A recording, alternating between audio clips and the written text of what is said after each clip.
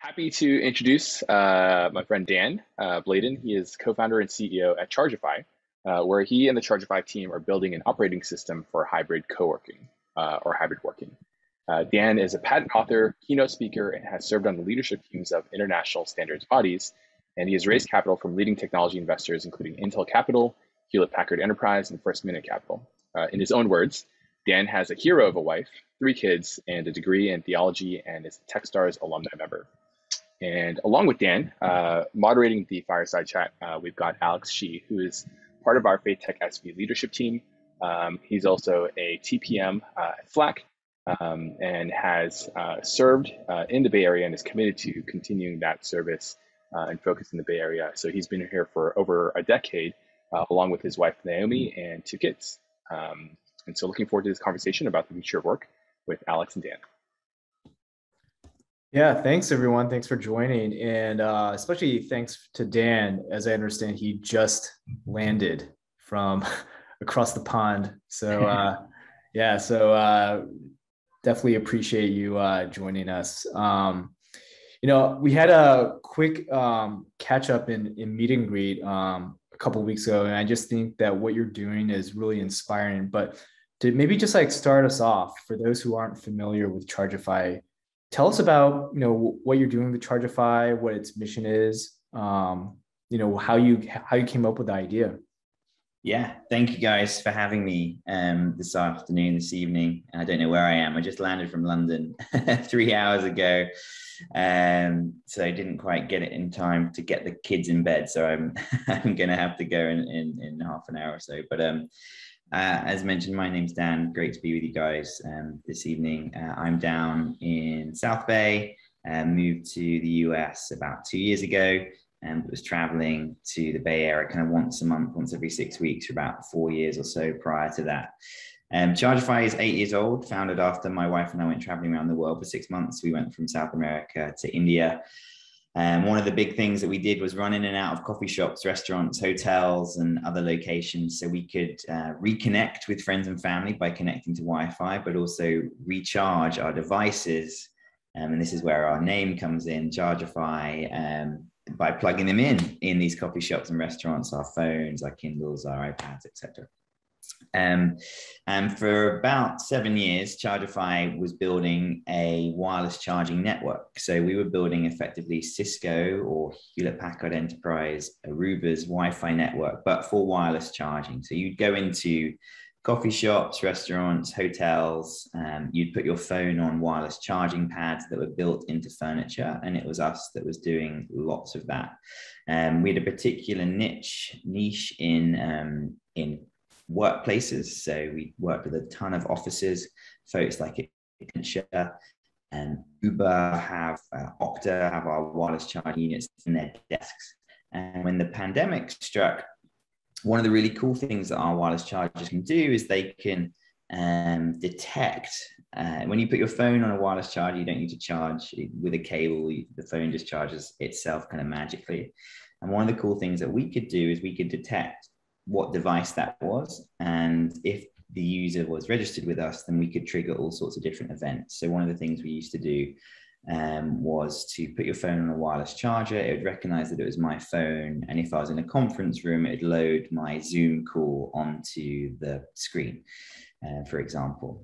One of the cool use cases we had with a very large co-working brand in the global company was using this for hot desking. So the idea of shared desks, you no longer have dedicated desks. You put your phone down on one of our Chargifi devices. It would recognize Dan, and it would check me into that hot desk and then check me out if I left. And when COVID struck, loads of our customers wanted to use that for managing hot desking. So COVID happens. This is March last year in the Western world, at least. And people go, hey, we're going to be back in September. Little did we know, we're going to be back in September 2020. And we don't think we're going to be using our offices in the same way. We might be downsizing, but we're definitely going to be using them flexibly. And so we're going to go to hot desking, or hotel desking is another term that's similar. And so they said, hey, can we use your wireless chargers for this? And over the kind of 18 months now, I guess, that we've been building this solution now for hot desking and hoteling, we actually ended up building software that is actually essentially managing flexible workforces as they use space, as people coordinate with others when they're going to go into physical space. And essentially what we've been building, and we've really pivoted the company. So we've actually now completely or indefinitely paused our wireless charging business to follow and chase after this operating system for hybrid that we're building, that hopefully I have a chance to share a little bit more. But that's what we do. Personally, Christian my entire life. My mum, my grandma are pastors. I used to work for a church. I used to be a worship pastor at a church in London. And yeah, loving being at Westgate in Saratoga, down here. Great. Thanks for providing that overview of Chargify as well, especially over the past year and a half as well. I imagine it's been a pretty insane and crazy kind of journey. And you kind of talk about pivoting and kind of, making changes. So I think for all of us, the pandemic has definitely forced us to, take a step back and reset. And now if you're in a position like me, you're at a company that's also, starting to think about how to reopen, that could utilize, some of these services and solutions that Chargify is providing. Dan, can you share about, you mentioned pivoting. How did you decide to pivot? And how has that journey been, personally, spiritually? Yeah. So we end of March, we shut down all of our offices, well, 2 offices globally, and then told everybody else that was remote, kind of stay at home, please. And about a month later, we were about 30 people at the time. We sadly said goodbye to about 5 people. We just really needed to look after costs. And as mentioned, people really wanted these wireless chargers for hot desking. But what we found was they said, hey, we need it to work with this scheduling system or this calendaring system. And so we'd go to all these different companies that looked after scheduling and calendaring and meeting room bookings, etc., for these large companies that we worked with. And they would say, hey, we'd go to them and say, hey, your customer, our customer would like to integrate our 2 solutions. And these solution providers, these meeting room booking software solutions, etc., said, great, but you need to get to the back of our product roadmap. And so after about 2 months of having our entire sales team beholden to partners and beholden to partners' roadmap and development timelines, we kind of looked at each other in the summer last year and said, well, how hard could this be to build ourselves? And it was funny, it was on the way back from vacation, actually, my VP of sales, new board kind of advisor, and myself, we all texted each other separately within about 24 hours and said, hey, I've got an idea. And it was funny, it's just one of those Lord things where things just really seem to spark all of a sudden. But I think one of the things that we did is we never liked being a hardware company. We built an operating system for wireless charging that did all the network management. But one of the things that we did do at the start of the pandemic was we invested heavily in a new wireless charger that was designed for this COVID era. So it had a ring of lights around the wireless charger that act like a traffic light system for which desks were available or not. And we ended up canceling that project just 2 or 3 months ago. But if we hadn't have said yes to that project, then we never would have gotten to the place of our building out this hybrid operating system that's now flying. And I remember taking myself off I do a lot of kind of prayer walks around my neighborhood here, and just taking myself off and just asking the Lord, is this the right investment to make? It was about 2 or 3 months of runway to put into this new project. And we didn't have tons of runway at the time. And I just got a real kind of whisper sense saying, yes, go for this. And it was funny. it didn't end up being the right thing for us. Like the product wasn't right, even though it was genius. It just didn't ever fly the way we thought it would do. But what came out of it, the fruit that came out of the obedience of saying yes to that project, was that it put us in a place that we couldn't have imagined before. And so that was part of it. And, you know, we've been able to raise capital throughout the pivot, which has been amazing. The team's gotten a lot closer, and it's really made us as a business, actually, this kind of trial and this pivot. Yeah. I mean, definitely sounded like a trial, both as a business, as a business that's still pretty young and one that has to kind of change directions, but also even just on the team, personally. One of the things that kind of struck me was when you were kind of sharing about this was that, there's a lot of hard decisions that need to be made, both in terms of like business direction. What do you do with people and staff? It strikes me that, people, and especially, leaders like yourself and your team, have a even more arguably a more critical role than even before, to really kind of, shepherd their team, shepherd their staff, to kind of foster belonging when people are kind of, all over the place, all over the world. So how do you think, the past year has redefined leadership, and what do you think are some of the attributes in kind of this future of work? So yeah.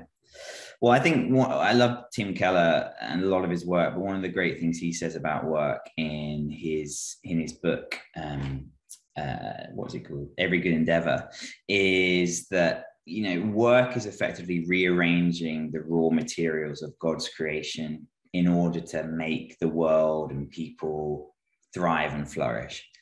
And I love that, we're joining in the rearranging. And we don't actually really ever create something ex nihilo. We don't create something out of nothing. We are always rearranging raw materials. And what the pandemic's done, I think, is it's just gone. And so there's a lot of things up in the air that are now being rearranged. And so, if you think about offices, for example, and we can also talk about some of the ramifications of this too. But if you think about offices, we inherited offices from production lines and factories.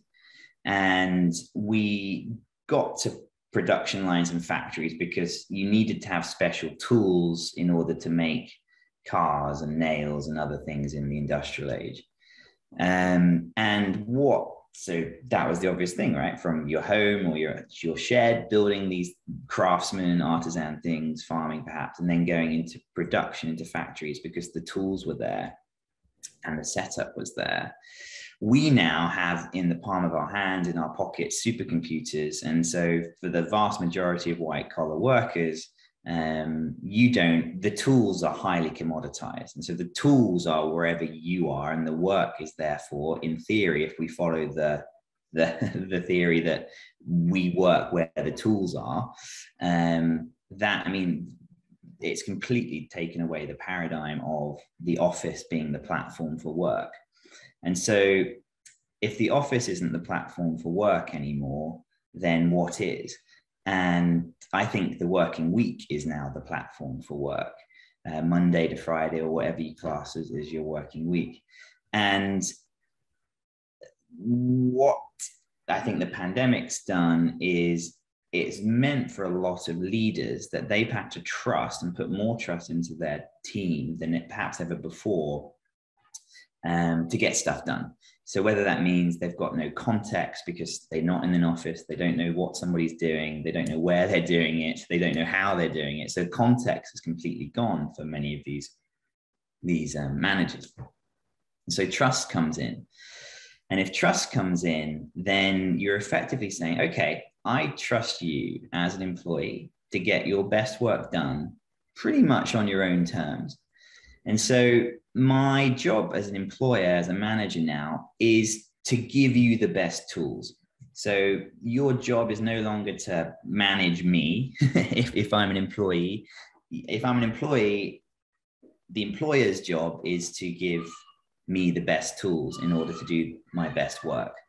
And so I think there's an enormous opportunity now for servant leadership to come through here, where we as Christian leaders in the workplace can be providing the best tools, the best cultures, the best, whether that be a physical office, which is now just another tool, in my opinion, in the toolkit of work, not an end in of itself. It's just another tool that can be used for a particular type of work.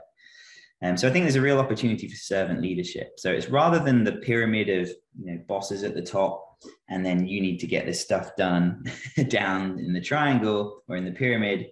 It's now somewhat reverse, where it's the leaders giving the team the best tools, the best setups in order to make their, I don't mean physical setups, but giving them all they need in order to do their best work. And whether that is flexible working or hybrid working, whether that's having particular hardware, whether that's having particular practices or what have you, trust, servant leadership, providing the best tools. And if you can do that and foster that culture, then you're going to attract the best people. And so I think there's a huge opportunity for servant leadership coming through here as the pyramid, I think, gets completely turned upside down. And I think that's also heightened right now as well with the labor shortages. It's the same in the UK as it is in the US, like huge labor shortages for all sorts of roles. And so employees are going to be looking around for who can provide the best tools, who can provide me with the best environment, who can help me flourish. How can I flourish as a human? And so that's what I think the job of the leader is now. It's to help people do their best work and to hope that they do the best work of their careers whilst they're at your business. Yeah, for sure. It almost seems like, that how a company can communicate that type of leadership and that type of culture is going to be a huge competitive advantage right now. Yeah. Especially in a time where people are moving around. A lot of experts are calling this the Great Resignation. Yeah. Because people are leaving companies where leaders are not listening to them and not offering certain flexibilities or certain tools that allow them to work in this kind of hybrid or just kind of new environment. And they're going to companies where leaders are, aware and in tune of some of these needs. I see that a lot. And also you kind of bring up this theme of rearrangement. I think that's a great way, just keyword of describing a lot of last year's just, rearranging, whether it was our decision or forced upon us, whatever it was. I think we all had to kind of experience, some rearrangement, some redefinition. And I'd like to ask you, how you think about, just the changing definition of work. I think all of us have probably seen, some article or work at a company that maybe has made one decision or created some policy around, okay, this is how we work now. But you're also noticing how, companies are also evolving and changing. Maybe some of the decisions they made last year are maybe different than this year, this year. And so I think what it underscores is that people are figuring it out. I think how we think about work, how what kind of hold it has on our life is evolving during this time. So how do you think about especially as a believer and, think about how work is, it's God ordained, it's biblical. How do we use this as an opportunity, perhaps with increased flexibility? How do we think about, what place or what hold work has in our life today? Yeah, I mean, I really do think that as Christians, we can't lose, you know, as sons and daughters of the King, we cannot lose, that he is working all things together for our good. And, you know, for me last year, Psalm 91 was just absolutely huge in terms of the Lord's covering, angels watching your steps, helping you not to trip up. So it was absolutely huge for me. And one of the biggest verses though for my wife and I and the company has been, or chapters rather, has been Isaiah 54. Spread out, think big, use plenty of rope, drive those tent pegs deep. And then it goes on to say, do not hold back. You're not going to come up short. Do not be afraid. You won't be embarrassed. And it's really, I mean, internally, I get Chargify, I call it jiu-jitsu moves. So it's like, right, there's energy coming against us in one form or another, whether it be the environment with the pandemic last year, or whether it be, you know, a senior team member getting a job offer from somewhere else, right? These things will always come. And your job is to do, our job, I believe, is to use those things as opportunities. I think Winston Churchill said, never waste a crisis, right? So how do you take those energies coming against you and repurpose those? And so whether that's, you know, in the pandemic, for example, to say, okay, we have unfortunately got to make these changes in the company. How can we respend? And so it really is a heart and a posture and I think a culture internally, not to try and fight back sometimes against all this kind of, I call it energy, but something coming against you. And I notice it with my boys, right? I've got 3 kids, a 5-year-old and a 3-year-old boy, and then an older daughter. And I notice it with my boys, like I cannot fight them on a subject. Like they will not back down. I have to move their attention to something else to win. And so I think that's one of the things that we as Christians need to be aware of. You know, in Acts, it talks of, Luke talks of when the Christians were suffering persecution in Jerusalem, actually that forced them out of Jerusalem. And if it wasn't for that persecution so early, then perhaps you and I might not be speaking about Jesus today. And so it's like, okay, we're suffering persecution, we need to get out, and we're getting out, and we're actually going to go tell all the neighboring towns and villages. So God is a master orchestrator, and he is so resourceful. He does not waste anything, and he just goes and puts all sorts of threads and weaves all sorts of things together for our good. So being mindful of that, resting in that, and then seeing things as opportunities, I think is a real mark of knowing that you're a son or a daughter. Yeah, amen to that. Yeah, I find it, I have no doubt that, you know, God is in all these events that have been happening, you know, even before the pandemic, but certainly during the pandemic, and he's in all the decisions that are being made. He's in, you know, the trends that are happening. So yeah, it's really encouraging, you know, some of the references you brought up as well. Yeah, John asked a question, and this is something I think about a lot, you know, the kind of mix between, you know, some of the digital tools that we provide, as well as, you know, just, you know, personal relationships as well, interpersonal relationships. So in the comments, and by the way, as a reminder, you know, anyone else who has questions, feel free to, you know, ask them in the chat, or even just like, you know, even unmute yourself. But how have you seen any encouraging examples of how like hybrid work environments are endeavoring to preserve or foster, you know, interpersonal relationships? Yeah. So just I guess to set a foundation. So when we're talking about hybrid at Chargify, we mean kind of it can be 1 time a month in an office effectively. Generally, it's 1 to 3 days a week in an office, but you having the flexibility to choose. when you go in. So again, it's that trust. You choose when to employ the office effectively in order to get your work done. Well, one of the things that I think is really interesting is, and that we've started to use at Chargifi, has been actually bringing in personality tests and bringing in things like Enneagram and Myers-Briggs into the equation, particularly for when you are more dispersed as a team. And so I've noticed that the introverts on my team, the I's, are perfectly happy working asynchronously, and they are really good at it. They're happy typing away on Slack. Thank you, Alex. They're happy doing all sorts of stuff asynchronously.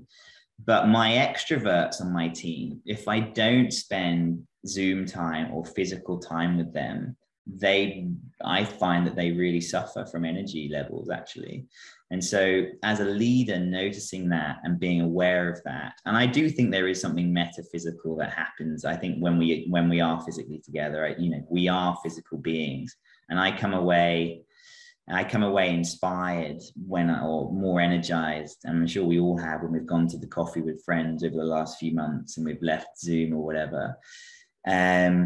But it comes at a cost, right? And so I call these hybrid hassles. So these are things like waiting for the elevator, being in traffic, forgetting the badge to tag into a meeting room. Like, these are hybrid hassles that I call them, that are kind of calcify throughout the day and end up burning productivity time. But then I catch myself going, am I just worshiping productivity? And that's something in the Valley that we really need to be careful of, like really idolizing productivity. I know I do. And I come away and speak to my wife and say, I just didn't get as much stuff done today. And that's good, that's fine. And that's all well and proper. But at the same time, I do probably worship productivity. And so is it worth the investment in order to go and see people physically and have those meetups? Absolutely. And every company will be on a plethora of, where you are on that spectrum. And I don't think there's a one size fits all at all. But I think the one that I'm like the most, Harvard Business Review said that there's 5 different models for hybrid working. The one that I like the most is the Clubhouse model of hybrid working, which is, maybe let's imagine that you're Slack, right? You largest organization, or Salesforce now, largest organization, close to probably 60 offices around the world. If you're Salesforce, probably a bit more off the top of my head. And you will have outposts in every major city. But perhaps you might be scaling back some of the regional offices. And so these kind of offices become, in this Clubhouse model, effectively mini embassies, where you as an employee, no matter what city you're in, as long as it's a major city, can get access to a place to collaborate, to do project kickoffs, to do whiteboarding, or productivity if you don't have a space, like a spare room or whatever at home. And so that's the model that I think is going to really flourish, the Clubhouse model, where you effectively have your own company's WeWork. That's essentially what I think is going to happen. And Harvard Business Review call this the Clubhouse model. Interesting. Yeah. There's been a lot of chatter even at our own company about how do they repurpose even existing, real estate for that kind of model, and to accommodate, some of the examples of the type of in-person gathering you described. Like, we'll only meet in person for, these kinds of like kickoffs or social events, things that actually, the types of gatherings that actually do foster, relationships, versus something that's very super, agenda driven, where you don't have everyone kind of interacting together. So like brainstorms would be perfect, for that type of Clubhouse, physical interaction. 100%. And I do think that, so I know Sony, HubSpot have all got they've got different profiles. So you'll be a permanent worker in terms of like office space, you'll be a flexi worker, and they have different kind of days in the week. But then Sony have got a really cool one where they make recommendations. They say, hey, if you are kicking off a project, we recommend this kind of setup. And it's really, I think it's really, really nice the way that in particular Sony has gone about doing this. And what from anecdotally from friends, the kind of startup Series A, Series B in the Valley, they found that being completely remote, they're not making decisions fast enough. And so they've actually, ironically, going back to the office to make decisions faster because their product company is building product. And this may be where great tools like Huddle and Slack come in, right? As well. But I think it's fascinating, and I don't think there's one size fits all. Yeah, for sure. I want to be mindful of time as well. I know we have a few more minutes, but Yan also, she wants to she had a follow-up question around this idea of servant leadership. So how, what are some ways that, for companies and leaders to communicate and foster and cultivate this culture of servant leadership? Yeah, the best example of servant leadership, apart from Christ, that I have been exposed to is Sherpas. So I don't know if you're familiar with Sherpas, a particular people group in Nepal, and they are familiar with Everest, Mount Everest, right? And so they live their lives at altitude, and it's the job of them, the Sherpas, to help us lot get to the top of Everest should we choose to go on vacation there and do that. And they do not count how many times they've been to the top as their success. They count how many other people they've taken to the top as their success. So when they've got like their internal bragging rights and they get back to their different homes or whatever and talk at the bars or coffee shops with their friends, it's not how many times they've been up, it's how many people they've taken up. And I think that's the servant leadership model. That's the how many people have I helped flourish. Practically, what does that mean? I think that means that it's not trying to force people to work how you work. So I'm in Myers-Briggs type. I'm an INFP. I'm an introverted, intuitive, feeling perceiver, and I love to bounce ideas off of people. But I know that really irks some of the J's and the T's on my team that are judging and thinking, who just want things ordered. And if they hear something come out of my mouth, they hear it like it's a plan rather than me bouncing off an idea. And so I think as leaders, being aware, like with children, being aware of what, not saying that employees are children, but being aware that people are all different and you shouldn't be forcing people to work how you work. And that in order to get the best out of some people, sometimes you actually need to go, right, I know that you are this way inclined, and I know that you respond better to this type of environment or to questions being asked in this way. So I think it's the care of, okay, each and every Zoom call, each and every one-on-one, what do I know? How do I know that this individual responds best? What tone do they respond best to? Do they want a to-do list from me because that's their love language? Or do they want to brainstorm it? So I think that that's really, really important, going about understanding people that way as well. Great. Thank you, Dan. I know you have to leave, but I'll go a few minutes. Yeah, I just want to thank you for being part of this. As I understand, we're going to be breaking up into breakout groups. And so before we do that, are there specific like topics or themes that you want to encourage us to maybe like talk about and think through? Yeah, I think just a couple of books that I've really learned from. So we mentioned it already, Tim Keller's Every Good Endeavor, and then John Mark Comer's Garden City. And in particular, Garden City is really great on Audible if you're in the car. Just really amazing books talking about thriving as humans. And I think that is the most, for me at least, that's the most attractive thing about Christianity to people in the 21st century. If we're to go out and share the gospel, I think it's the human being fully alive. That is the most attractive thing. People don't know that they're sinners unless the Holy Spirit convicts someone of it. But they can see and witness other people and Christians thriving and fully alive. And so I think that, I'm really quite passionate about that. I guess one of the things is that we were talking about with regards to breakout groups, is if this is the ground floor of an entirely new paradigm in the way we work, what does that mean for us as Christians? You know, what does that imagine that we were back in the industrial age and we were setting up the first factories?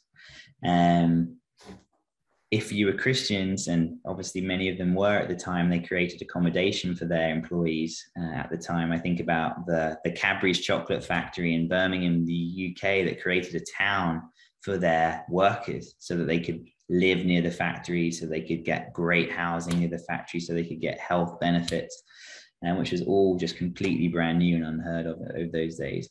If this is the ground floor for an entirely new way of working, where the tools are everywhere, what does that mean? What operating system, what framework can we as Christians be putting in place and helping to shape in the here and now?